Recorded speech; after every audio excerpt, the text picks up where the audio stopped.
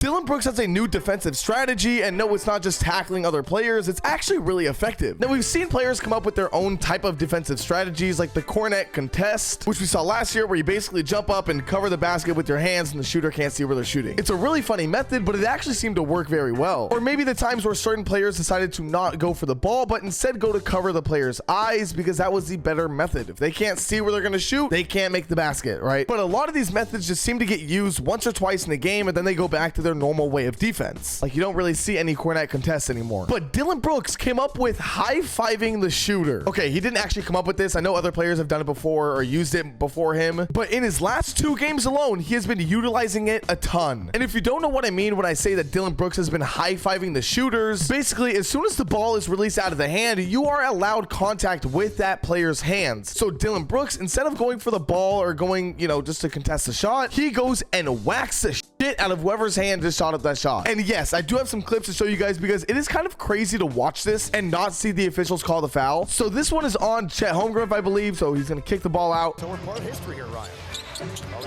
I'm not going to say that was the reason as to why Chet Holmgren airballed the shit out of that ball. But if you watch Dillon Brooks absolutely grab his hand and pull it down, you can't tell me that that had no effect on the shot. But trust me, we got much more to go through on this next possession. You have Dillon Brooks guarding up on SGA. What's he going to do?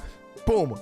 Goes for his hand. SGA still does make the shot, which is actually very, very impressive. But you still see him right there grab that hand. It's insane. I cannot believe that officials aren't calling this. I feel like after all the terrible calls we see every single game now in the NBA, these would get called every single time. This one, you kind of see the same thing, except he didn't go as extreme on Chet, but you still see him make contact with that hand. Chet does make the basket, but it's this weird strategy, man, that we're seeing him do almost every single game, and I wouldn't be surprised if he keeps on doing it or if other players continue to do it. This one right here, though, is my favorite clip, because you watch the Thunder bench and they all are calling for a foul. They all don't know the rule that Dillon Brooks has just cracked. So you watch right here, Lou Dort gets the ball, goes up for it, obviously falls down because his hand just got smacked. You see, I don't know who this guy is over here, but he's calling for a foul. He's trying to pick him up and shit. It's crazy. And then here we have some of the other clips from when they went up against the Phoenix Suns, in which I'm pretty sure he did a lot of these on Kevin Durant, because that's who he was guarding. You can literally see him in this clip go to grab Kevin Durant's hand.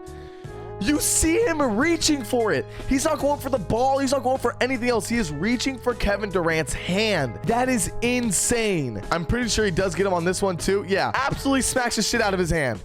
You see it every single time. And you know what? It is pretty effective. I'm still seeing players make it. It's not like this 100%, you know, way to block every single shot. But you can't tell me that as a shooter, when you're going up for a shot, someone targeting your hands and you know that you're about to get your hands slapped isn't like a little bit of something on your mental when shooting that ball. I mean, that's got to be a little bit tough. I would probably want to make that extra pass. This is the last clip I have here of him going and also sideswiping Kevin Durant's hand again. It's pretty crazy to watch. And you know what? I can't tell if it's cool that this is a defensive method or if it's kind of sad that this is what we've come to. The fact that there's so many foul calls now, and it feels like a lot of defensive players can't really be the best defensive player they can be because of that. It's now leading to stuff like this, where players have to target hands and not actually play the game of basketball and really defend. So I don't know how I feel about that. Part of me is a little bit sad that that's what it's come to. Another part of me thinks that this is really a smart way to kind of beat around those rules that are in place that really shouldn't be there. I think it's also important to talk about Dillon Brooks and how much he's grown as a player and just as a kind of person from being in Houston. It's kind of crazy because I forget about the Dillon Brooks we saw in Memphis because of how different he is now in Houston. Okay, he's not really different, but he's not as vocal, if that makes sense. I mean, the guy went from the Grizzlies telling him that he will never ever play for the organization ever again to being a great player on the Houston Rockets team and really not having much controversy surrounding him. I'm checking where they are in the standings right now because I actually don't know. They're 12th. Not good, but then again, no one really expected them to be good. So with that being said, I really just want to make this video showing off this new defensive method that Dillon Brooks has, just because the fact that this is considered to be a legal play and he hasn't gotten called for a foul when attempting this is crazy to me. That blows my mind. With that being said, I'm sorry that I was gone for about a week. I was going on a trip and I've also lost my voice a little bit. If you couldn't tell throughout this video, I probably had my voice cracked like 5 fucking times. So if you're new here, be sure to subscribe, like the video, comment down below your opinion on this Dillon Brooks strategy. What do you think? Is it smart? Is it good?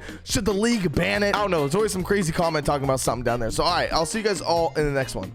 Later.